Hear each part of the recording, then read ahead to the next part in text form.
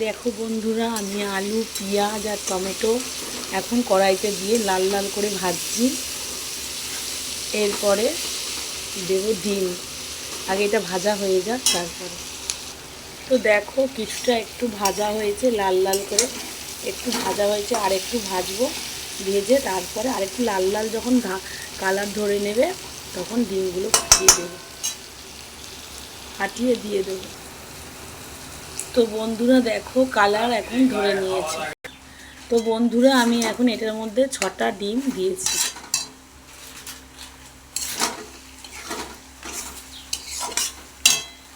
তো বন্ধুরা দেখো আমি আলু দিয়ে, ডিম দিয়ে, কাঁচা লঙ্কা দিয়েছি, টমেটো দিয়েছি, পেঁয়াজ দিয়েছি, অল্প করে লঙ্কার গুঁড়ো দিয়েছি, আর একটু ম্যাগি মশলা দিয়েছি, দিয়ে আমি আলু ডিম ভাজা করেছি।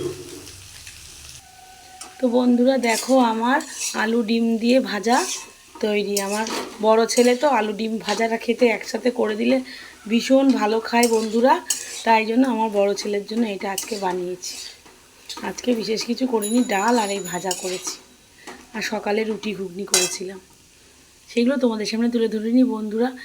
তা সঙ্গে থাকো, ভালো থেকো, সুস্থ থেকো। সব বন্ধুদেরকে বলছি অনেক অনেক ভালো থেকো, সামনে পুজো আসছে। টাটা।